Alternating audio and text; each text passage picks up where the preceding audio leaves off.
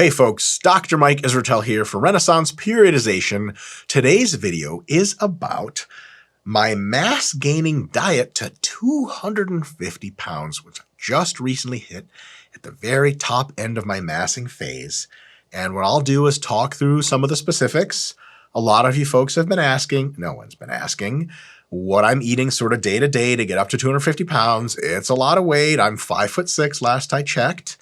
And it's been an interesting time, so I thought I'd share with you guys what I'm actually personally doing. I know a lot of the videos on this channel are sort of theoretical and recommendational videos where it's like what you should be doing. But every now and again, I think it's kind of cool to see, like, you know, what the guy talking all that smack about science is actually doing himself. So let's get into the timeline first, just to set up some parameters around what exactly, you know, how did I make my way to 250? I didn't just poof become 250 pounds. So I did a show in early December 2020, so just last year, and I did a little bit of a sort of rather complicated, I'm not going to get into today, but a bit of like a active rest and a bit of a tiny little mini cut and then like a little rebound diet. At the end, I weighed in sort of mid-January about 235 pounds. Okay, so I actually stepped, I weighed in at 225 pounds the day of the show. The day before the show. The morning of, I weighed about 220 pounds. I shed some more body water. And then it's pretty typical to bloat up about 15 pounds or so. And so I weighed 235 pounds, and that's where I began my massing phase in January. So around the middle of January, I was 235 pounds. I did a straight run of massing really all the way up to about May 1st or early May, where I got up to about 247 pounds in the morning. That's a lot. By that point, I was choking to death on food, and I hated myself, which is always healthy. And in order to potentiate more mass gaining and actually just give myself a little bit more runway of gains that are a little bit leaner, I did a mini cut, so about 2 weeks at that point of restricting calories pretty significantly. And then I found myself at 242 pounds after all the body water renormed. Then that was around mid-May, I was 242. And then by July 1st, I was up to 252 pounds, which is sort of peak mass. And I went on to active rest between roughly July 1st and July 15th. I went into active rest, which means I barely trained at all. I ate enough protein to keep the muscle on the body, but sort of like a normal person. And very importantly, I didn't take any supplements, okay? I do not mean creatine and multivitamins. And if you don't understand what I mean, it doesn't matter, because then that's nothing you have to worry about. If you understand what I mean, then you understand what I mean, winky face. So after that, July 15th or so, I had lost a significant amount of weight. I went from 252 to 242 while eating at maintenance. Okay, that's all body water from the reduction in training volume, which means your muscles shrink a little bit because due to the lack of inflammation, when the repair process is occurring, they lose some body water, and of course due to the cessation of supplements. Then slowly reintroducing supplements back in and eating trying to eat at quote unquote maintenance, but really it's a little bit of a surplus because I had lost some weight. 242 July 15th. By August 15th, which is very recently, I have come back up to 250 pounds and then ready for another fat loss phase to begin. Hopefully the target is another show this coming December. So now that all that's out of the way, during those times when I went from 230 or 240 something up to around 250, what exactly was I eating? Okay, before we get to the sort of meal plan I was using, or the more or less sample day of eating, which I actually ate like this, no bullshit, here are some complexities so you can contextualize what you're going to be seeing and hearing, and then it's not just a bunch of like, oh my God, I should be doing this right now, or what, this doesn't make any sense. So here are some complexities. There are tons of water weight fluctuations. So all that stuff I just said, you might be like, what the hell? You're going up 2 weeks, 10 pounds, 2 weeks, up 10 pounds, down 10 pounds. That's crazy. It's pretty standard. And the supplements being taken in and out or reduced or increased absolutely magnifies water weight changes like crazy, all right? So in this case, it pays to look at averages. If you follow me on social media, like Instagram, for example, Sometimes I'll post like physique update, one of my stupid poses, and I'll say, oh, like a current morning weight's 239 pounds or something. And a week ago, it was like 247. You could be thinking, oh my God, maybe he lost like 8 pounds or whatever of actual tissue in a week. No way. It's all just body water stuff. And if you look at it like at just one comparison to the other, it looks insane. But if you look at it over averages, it's not really that insane. So averages are much more important. So remember to take this all with a bit of a grain of salt about exact body weights and stuff like that. Now, what about training? That question is going to come up as soon as I finish the diet stuff. Training is its own beast, but with the Hypertrophy Made Simple series, which you should absolutely YouTube, it's on the RP channel, you really have a core of how I train. I actually train like that. Just a quick summary, I do mostly full range of motion on exercises, very good technique, or at least what I think is good technique. I train every muscle roughly 2 to 3 times per week, or 2 to 3 sessions per week per muscle. So I train biceps 3 times a week, shoulders 3 times a week, hamstrings twice a week, so on and so forth. I do about 6 to 9 total sessions per week. So during some phases, I only train once a day, 6 days a week. And during other phases, half of those days in the week, half of those 6 are actually 2 a days. So there's 2 sessions, an AM session and a PM session, spread by roughly, usually 4 to 6 hours apart from each other. And that lets me cram in more volume with a higher quality because, if you do shoulders and biceps right after a back workout, you're pretty tired. Systemic fatigue is high. You really can't tap into the shoulders and biceps nearly as well as if you take a 4 to 6 hour break and a few meals in between, rehydrate and all that stuff. You can really put it in. So 6 to 9 sessions a week, 6 to 20 sets per muscle group on average. 6 would be something like when I train hamstrings, actually 6 sets of hamstrings per week is quite a lot for me. Sometimes it's 4, sometimes 5, sometimes 6, 7, or 8. And then it goes all the way up to 20 and even more, for example, for like side delts. So there's not a volume of side delts I have done, which has completely crushed me when outside of like 25 plus sets per week, right? So I'll regularly go into 20 sets per week for side delts, but that's usually spread over 3 workouts. So it's not crazy, 6 to 7 sets per workout, not the end of the world, split over 2 exercises, right? And 3 to 0 reps in reserve. So I train pretty close to failure, sometimes hitting failure, usually not. And the reps and load are added slowly over time, and deloads are roughly every 5 weeks. No, nothing magic. And if some of the stuff that I'm saying is like, what the hell is he talking about? Watch the Hypertrophy Made Simple series. It's like each video is like 5 to 10 minutes long, and there's like 16 of them or something. You don't have to watch them all at once. Maybe you can scroll and see which topics interest you, or some of the stuff I said doesn't make a whole lot of sense. You click on that video that sounds like it, and it's a neat way to learn. So what about the diet? So training was progressive. The diet was progressive as well, because a really good question that comes up for folks that are sharp is, okay, hold on. So you're going to tell us an amount of calories you're eating and macros, but like as soon as you started to move up to 250 from 235, like January 16th, were you eating this many calories? Of course not. I started with much smaller number. And if my body weight or trends in my training or my visual appearance didn't seem to indicate that I was gaining at a substantial pace, then I would add in roughly 250 calories on top of the diet I was eating. Could I have opted in to add 50 calories at a time? Yes. Problem is you actually can't measure out 50 calories at 4,000 or so calories per day. That small amount is within the margin of error of measurement and actually within the margin of error of food labels. So it's impossible to add 50 calories a day. You can tell yourself you're doing it. It's not certain that you are. So I like to do a nice robust addition to also make sure I'm not wasting any time. Like I could add 50 calories a day for 3 weeks straight, and it turns out I had misestimated and every single one of those was at maintenance or below, and I had actually gained no new tissue, or certainly not gained as much tissue as I could had I been gaining weight. So I like to add a nice solid number, not a ton. You don't have to slap 750 calories on if not gaining weight appropriately. But for me, 250 calories, and I had to do that a few times, and towards the end it got really tedious and annoying. So that's the way it worked. So this is not static. It's all part of a dynamic process. And so to that end, what follows in the next slide is a sample day of eating on my full blast mass. This is what I was eating as I was approaching and exceeding 250 pounds in the mornings, which is a terrible way to live your life. And I wouldn't recommend it. But if you're really geeked on getting jacked, here's how I did it. And the rest of the diet that I did was very similar, just smaller food amounts and some different food choices. And if you're thinking, okay, hold on, but what about these mini cuts? What did you eat on the mini cut? Then just search on YouTube, Israel mini cut or Dr. Mike mini cut, and you'll get like 15 videos of me going on and on and on, incessantly even, on what the hell a mini cut is and how I do it. All right, so the diet. First, the specs. Okay, so the grand overview. Towards the end of my massing, I was pushing in just over 4,500 calories per day, which, like, depending where you're coming from, may not sound like much, or may sound like plenty, or may sound like a completely insane number. Funny enough, like, just from a human-to-human perspective, it doesn't look like a lot on paper to me. I'm like, whatever. I've had days where I've eaten 6,000 calories, where, like a sufficient amount of edible marijuana was ingested. That's not really a problem. But because I'm not a drug addict, I don't take in edibles every day, and thus 4,500 calories daily, in and out, especially with the stress of training. Holy crap. I was living in Las Vegas at the time, and you see, the sun is very strong in Las Vegas, and when you're very hot, you don't want to eat, so it was doubly difficult. Whole process was tough, but hey, it's worth it because ta-da!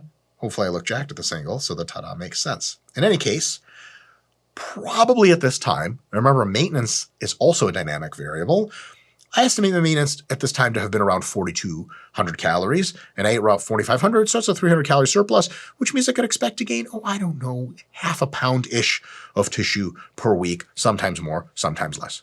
And if you're really meticulous, you'll go back to the first couple slides and say, well, hold on, that doesn't actually add up with how much weight you gain because it's too slow or too fast. Water weight is what explains a ton of that. Okay, so don't get bogged down with the super specifics, just the general ideas here. All right, macros. 250 grams or so of protein per day, about a gram per pound, nothing crazy. A lot of bodybuilders eat way more than that. I'll tell you what I think about that. It's like insufficient evidence that that's a good idea. It's more expensive. I'm Jewish. I'm not going to spend extra money unless I need to. I sure hope YouTube doesn't cancel me for that. And that's mostly a joke, by the way. But in any case, protein's hard to eat, man. You can eat another couple of things of pasta or rice, but jamming down dry chicken breast sucks.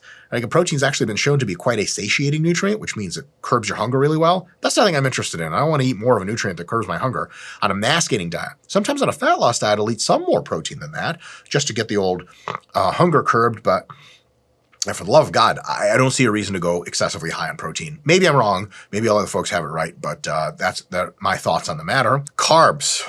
I was taking in about 685 grams of carbs per day. That's enough to fuel my training and, of course, get a decent surplus going, or at least contribute to the surplus. And the rest of the surplus is generated by fats, which were, in this particular type of day, 90 grams of fat per day. And that's definitely enough to cover all the hormonal bases for fat intake minima, and is also generating a pretty decent surplus itself, or helping to contribute to one. So that basically roughly is about 4,500 calories per day, spread over 5 meals of mostly whole foods, but some shakes too. People always ask about the balance of whole foods versus shakes. Thing is, shakes don't usually get you as much of a holistic nutrition. They don't often have as many vitamins and minerals as whole foods, certainly low on fiber, and almost entirely bereft of phytochemicals, which plants have, can be really good for your health in really small ways. So whole foods are good to stick to, but a few shakes here and there are never a bad idea, especially if they're required. Big thing about shakes is a lot of people think, like, I'm getting jacked, I have to have shakes. Shakes aren't magical. They just deliver nutrients in a certain way that may be more convenient, or maybe less burden on your, burden on your digestive system. That's not in the sense that your digestive system gets overwhelmed, it's bad for it to have whole food. It's just sometimes shakes digest faster, and you can take in more calories, and the digestive system doesn't sort of get clogged up in the sense of like, I would like to eat right now, but I can't because I'm still full. Shakes just go through faster, they get absorbed easier, so then you can use them to supplement your intake to make sure you still hit all your numbers. Even if just with whole food alone, it gets a little bit tedious, a little bit difficult.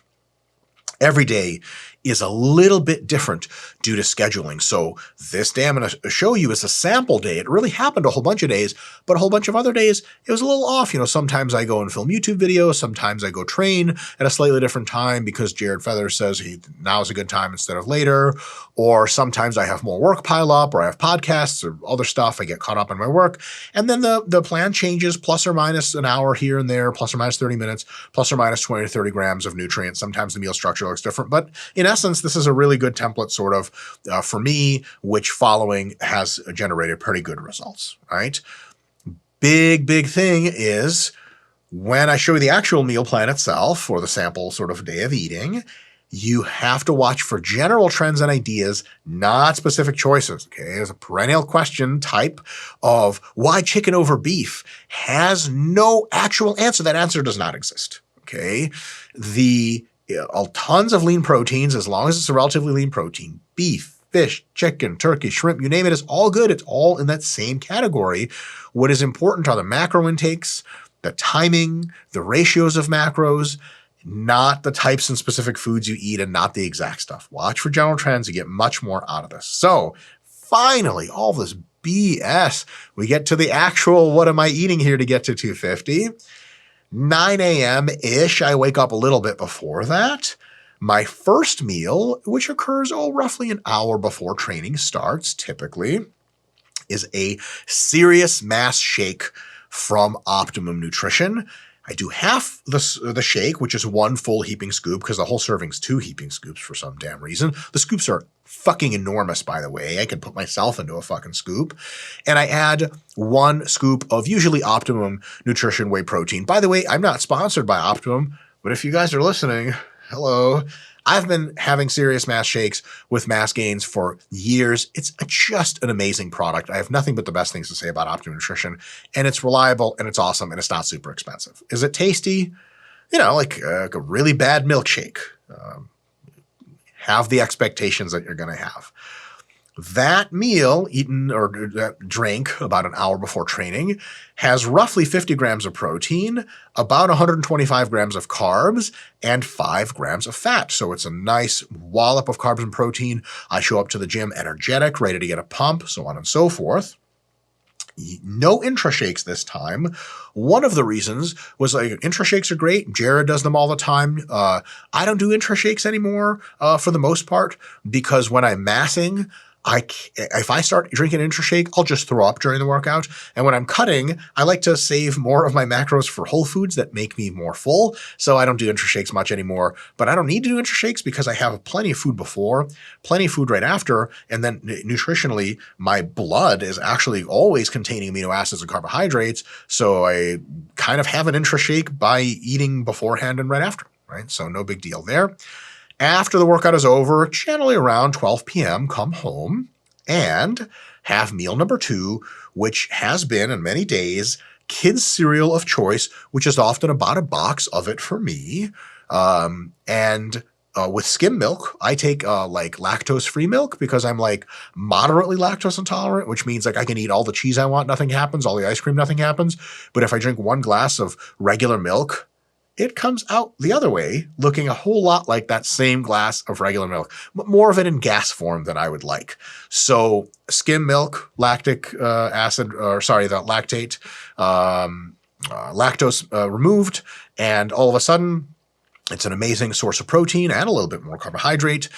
Milk is actually insulinergic, which means it boosts insulin secretion a little bit more than you would expect for its carbohydrate content, which is baller because insulin is anabolic and especially anti-catabolic and mildly anabolic as well. And I add some whey because there's not enough protein in just the milk and the cereal. And that occurs right after training, and that meal has 50 grams of protein, 250 grams of carbs. And getting into eating whole boxes of cereal, you're signing up for a lot of carbs, and around 15 grams of fat. Now look, some of the kids' cereals have 0 grams of fat, some have as many as 20, so that 15 is kind of more of an average figure. And I usually get the cereals that have like a little bit more fat than just 5 or 0 grams, so 15 is pretty common for me. 3 p.m., 3 hours later, I have what you could actually call my first whole food meal, and that would be some sort of lean meat with a little bit of broccoli slaw, and more broccoli slaw when I'm dieting for fat loss, much less when I'm eating for mass gaining, because broccoli slaw has very few calories, makes you very full, and if you eat a whole lot of it on mass gaining, good luck getting in all the actual carbs, and then lots of rice. So white rice, my rice of choice, because brown rice is toxic to your aura and your chi system. Just kidding. Brown rice is great, but again, it's more filling, so I don't really typically eat a whole lot of it on mass gaining. If I choose to eat some of it, I'll eat it more in a fat loss phase. All of my meat generally comes from Trifecta, which, full disclosure, I'm part stockholder in, but I think it's a really cool company that make meat that tastes pretty good. and it comes in pre-packaged exactly macros, and you just take it out. And well, you guys have seen my chef cooking video. Scott, if we could link that in in one of those pop-ups, that would be neat. If you really need cooking lessons, I basically make that meal verbatim right there in that video. So 50 grams of protein or so, 200 grams of carbs. Yep, that's a lot of white rice, and around 15 grams of fat, depending on the meat choice that I'm using there. And as far as flavor and stuff like that, you guys probably know better than me how to flavor food. Again, if you watch the video, I use like seasoned salt and stuff you get at Sam's Club when you don't know how to cook. So please do not take this video to be like, oh, Dr. Mike likes to eat this stuff. Like, Dr. Mike has no skills in cooking and eats like a wild animal, whatever he can get. So 3 p.m., that's that meal. Now, as you can imagine, 200 grams of carbs, 50 grams of protein, 15 grams of fat, and whole food punches me right in the gut and fills me up for a long time. So my next meal isn't until 4 hours later, typically around 7 p.m., where I'll have meal number 4. And a very common meal I would have at this time in Las Vegas is I would drive over to Chipotle. They'd probably know who I was by then. And I would typically get a burrito. A Chipotle burrito is one of my favorite foods in the whole world. Quite strange, but that's what it is. And I would usually get half chicken and half steak, and with rice and beans and sour cream and some cheese, etc. And I would also have, usually either before or after that meal, like a fresh fruit or some fresh fruit of choice, because fruit's really good to eat for your health. And also, I like how it tastes, and it's just something very pleasant and an easy way to add another 20 grams of carbs or so. So that total meal, burrito plus fruit, I didn't mix the two, dip my burrito into the fruit. I don't know how that would work. Dip the fruit into the burrito? Maybe we're onto something. 50 grams of protein, 100 grams of carbs, and a whole lot of 50 grams of fat. That's where that fat comes from, because for a burrito to be delicious, it usually also needs to be fatty. Good news, I was on a mass gaining phase and actually needed that fat. That meal left me really full until around 11 p.m., towards the end of my evening TV watching with my wife, and then we'd get ready to go to bed. I would have a casein shake. Why not whole food? Because if I had whole food right then, I would just absolutely throw up. Luckily, I didn't throw up. I would just lie in bed with food coming up my throat and choking me to death. So I chose to opt for a casein shake before bed. And the casein I was using at the time was by Ascent. Full disclosure, Ascent is one of our business partners at Renaissance Periodization. So I'm formally hawking it to you, but especially if you're drug-free, Ascent is super duper ultra tested, not have any drugs in it. So if that matters to you, then it's a great choice. And otherwise, they're just really good people over there. They don't lie to you about what the hell's in the supplements, because that happens every now and again in the fitness industry, believe it or not. You find out your protein was really half protein and the other half just one amino acid. So Ascent's really good. And I would have roughly 50 grams of protein in there, up to as many as 10 grams of carbs, because some of their casein products have a little bit more carbohydrate, and about 5 grams of fat. Ta-da! And if you do the math, that actually adds up to right around 4,500 calories and the macros I listed earlier. Oh, that's the deal. All right, so what were the results and sort of what was my experience with this whole situation? Cool thing is I got to 250 pounds with veins in my abs still, which is a real trip to see and a real trip to experience. And again, supplementation was a big deal here. Okay, and I'll talk about a little bit more of that in just a second. So, typically you don't get to 250 with veins in your abs unless you're doing something extra, as far as I'll leave it for now. Towards the end of this process, okay, so notice, I was still very lean, or pretty lean, and I was so full that when I would brush my teeth, actually in the morning and in the evening, when I'd go back to hit my sort of bottom back teeth, I would occasionally gag and food would almost come out. That is when your body's telling you, listen, we have to eat less. This is crazy, okay? So I hated food. Hilariously, every single food got old for me, except for Chipotle. So Chipotle, if you're watching this, you know what I'm saying? Your boy could go with a sponsorship that went out one. I have to pay my real hard-earned money for burritos, or you could potentially help me out with that. JK, I'll gladly pay money for your amazing burritos. Please keep making them. So it was tough. It was tough. And here's the deal. When you get to what's big for you, if you're usually around 170 and you get to 185, you might have to become pretty uncomfortable. Okay. A lot of folks say, look, just eat plenty and enjoy life and you'll get bigger. That absolutely works to a point. And that point comes, the only thing that works to get bigger than that, or the thing that works best, is, becoming mildly uncomfortable, right? You don't tell someone to go into the gym, into the weight room and say, oh, you'll lift some weights, challenge yourself a little, but don't do anything too hard and you'll get super jacked. No, you get more jacked, but not super jacked. Super jacked requires really pushing yourself in the gym and oftentimes really pushing yourself at the kitchen table. And if the table at which you eat is not in the kitchen, then you have to push yourself harder even there. In any case, this can happen even if you're still pretty lean. So sometimes people say, well, yeah, it's hard to smash food when you get fat. That's definitely true. But if you're smashing food and you're still gaining, even if you're staying pretty lean, sometimes it can get really tough to eat. So don't let it surprise you. Don't be like, oh my God, am I doing something wrong? No, it's just part of it.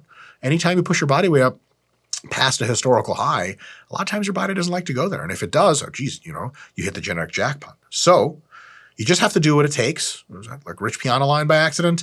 And impressive results are rarely an accident. Yes, you can be genetic God and just get to 300 eating whatever you want. Most of us will have to poke and prod to get there, and that's just part of the process. All right. It looks like I might have added about 10 to 15 pounds of muscle over this past several months. So that could look really, really interesting on stage, which I'm very excited about. Hopefully that goes well. A really good question is, how the hell is that possible? Dr. Mike, you've been lifting for like 21 or 22 years, and the last several years you've only gained like 3 to 5 pounds of muscle every year. How'd that happen? Well, here's the answer. Special sport supplements are involved, and I scale my supplements so that I never really take as many as I can tolerate or as many as would be a not so good idea anymore, and slowly work up on the supplements, and they keep slowly doing a good job. And recently I made a change, which in an alternate universe where these sorts of things would be legal, I would absolutely disclose, but I'm not going to. And if you think that's a problem, you should go lobby your local, leaders to get those laws rescinded. But last change was a big change. And it worked incredibly well. And if you're really curious about what those sorts of changes are, give Broderick Chavez a follow on Instagram. So that's at Team Evil GSP, and join his Facebook group. You get tons of questions, tons of answers.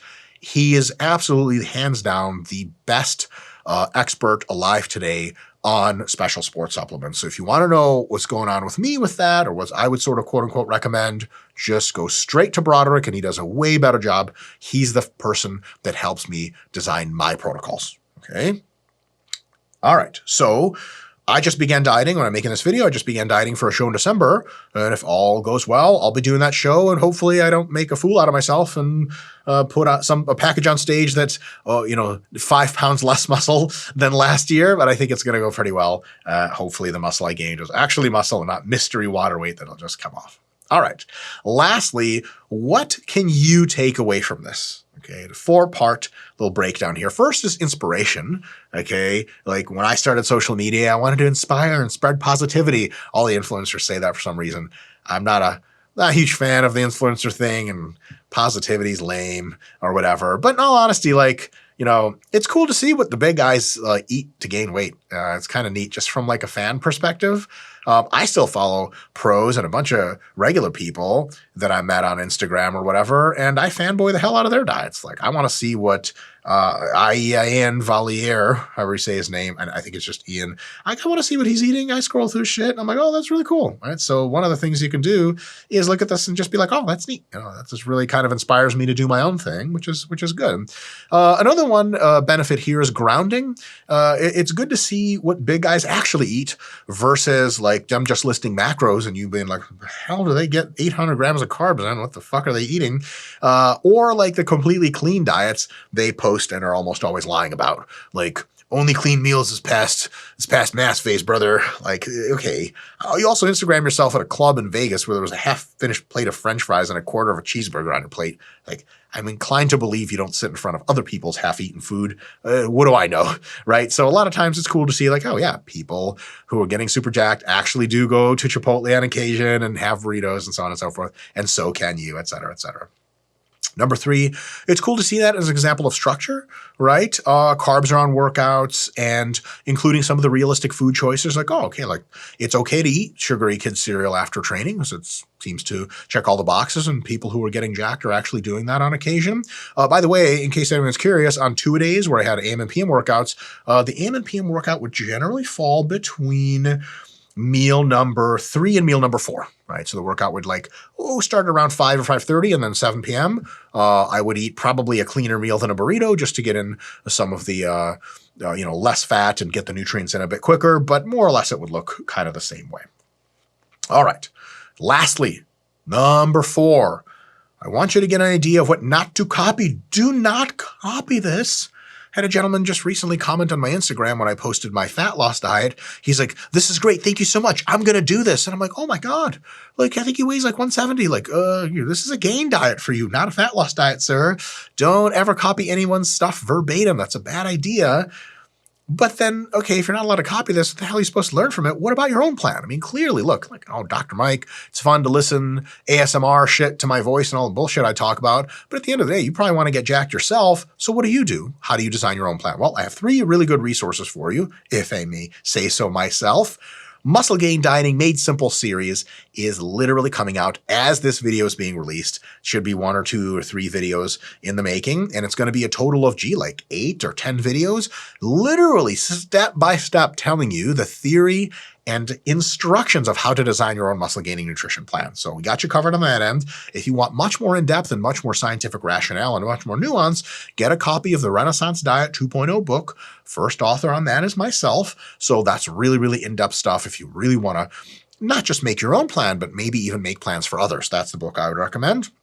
And if all this stuff is a lot of thinking and you're a busy professional in another field and you just want, God damn it, someone tell me what to do, you can download the RP Diet Coach app, which I was the sort of chief designer of, and it can just tell you what to eat. And it's a dynamic app, so as you gain weight, it updates your plan to make sure that you're gaining at the appropriate rate, not too fast, not too slow. The RP Diet app is in its current form. It's always evolving slowly. It's pretty strict. So you got to hit your macros pretty exactly if it's going to tell you you're doing a good job. So if you're really, really hardcore, it's a really good app currently. But if you want a lot of flexibility, that's coming over time. It absolutely will get more and more flexible. But that's sort of my recommendations.